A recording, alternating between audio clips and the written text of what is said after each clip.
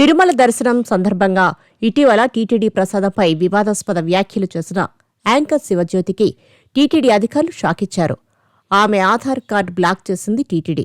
భవిష్యత్తులో శ్రీవారి దర్శనం చేసుకోకుండా నిర్ణయం తీసుకుంది టీటీడీ.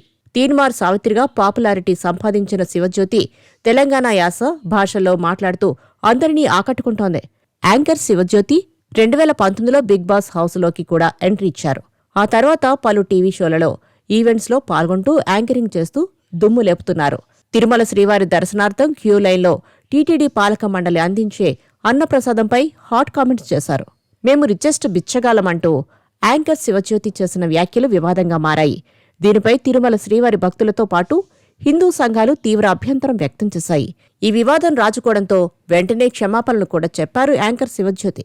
ఈ మేరకు ఓ వీడియోను కూడా వదిలారు. దీంతో సమస్య ముగిసిందని భావిస్తుండగా టీటీడీ ఆమెపై చర్యలు చేపట్టింది.